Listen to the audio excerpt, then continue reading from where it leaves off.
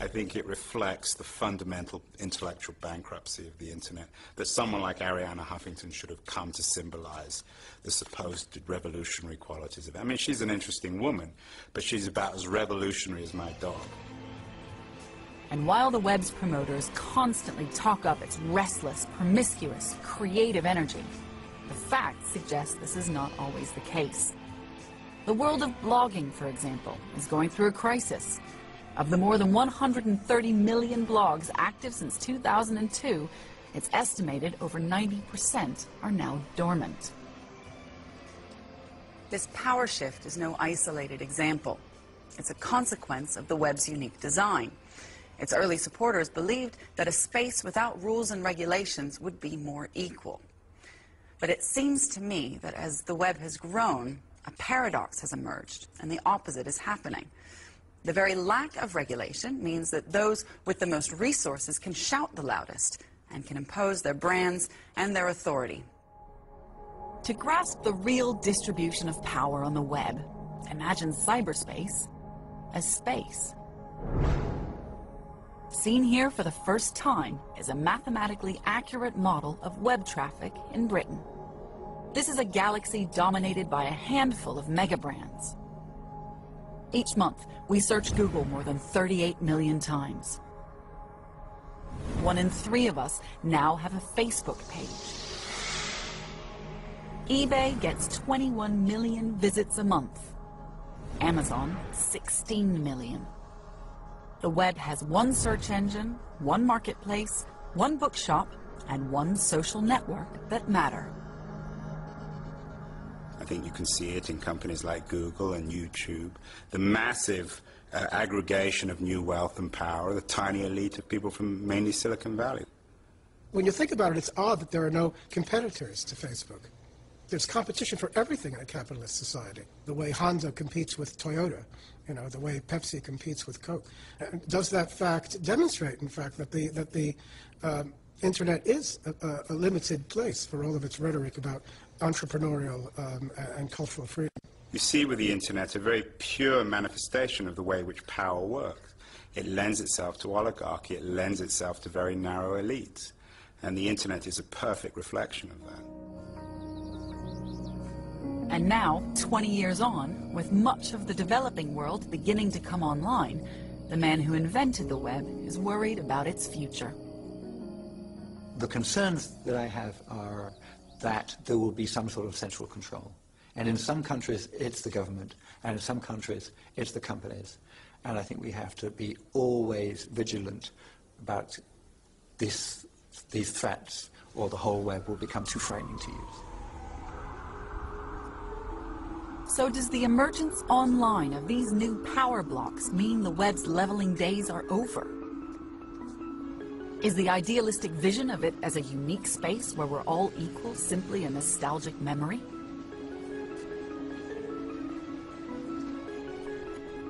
This is the man who had the most ambitious leveling dream of all. My journey has come full circle, returning to Wikipedia.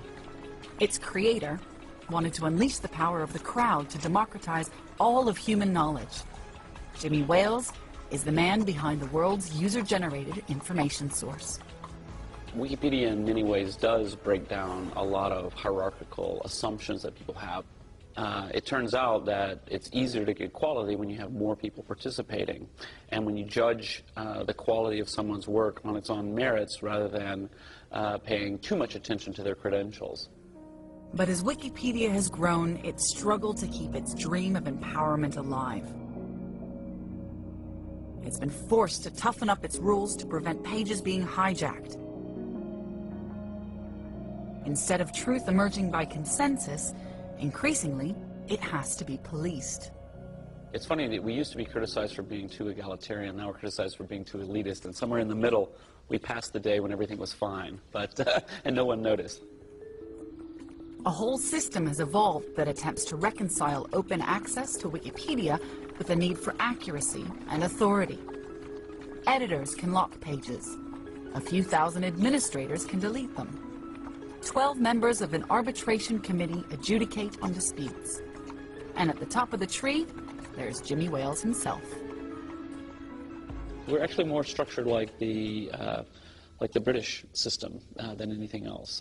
You know, that we have this very interesting mix of democracy and aristocracy and checks and balances. So do you think that it's human nature for elites and hierarchies to emerge?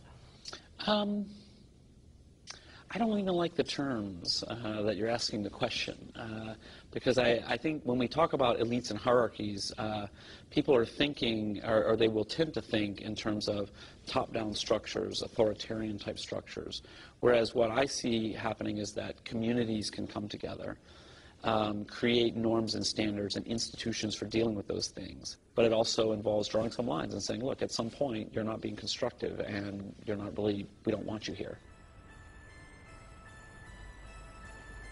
We've seen how the rampant piracy on Napster, creative freedom offered by blogging and YouTube, and the amateur scholarship on Wikipedia can level the world. But even in these revolutionary web spaces, a counter-revolution has inevitably followed.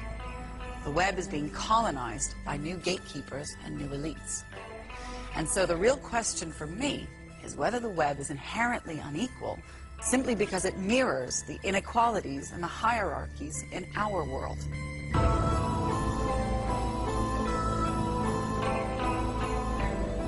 Somebody has to be in charge.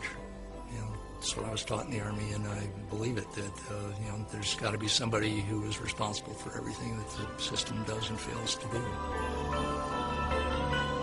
Well, hierarchies will emerge. I mean, you know, it's a rare species that doesn't have a pecking order. I think the web will really take on the contours of what culture has always been. There'll be hierarchies, there'll be elites. Like all technology, the internet is not a cure for human nature, it's an amplification of human nature, both the good and the bad.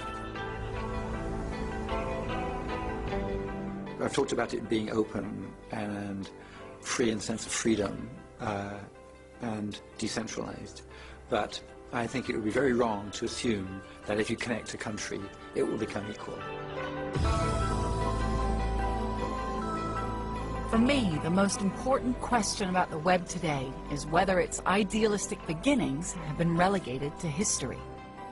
I don't think so, because I believe the web is more than a simple reflection of our world. Instead, it's endlessly reinventing itself. And by placing so much power in the hands of the people who use it, whenever one part of the web is closed down, colonized, and controlled, the technology opens up new frontiers. It's a space of perpetual innovation. No one can stop it, but we do need to take care of it. This virtual revolution is an extraordinary challenge and responsibility, and an extraordinary opportunity.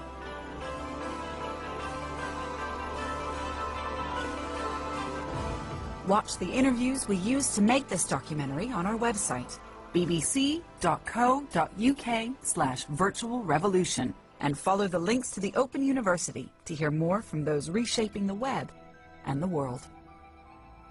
Next time, the web's clash with power and the birth of a dangerous new politics.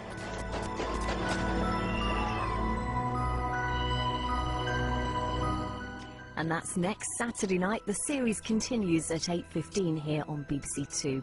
You can see the winning entries of the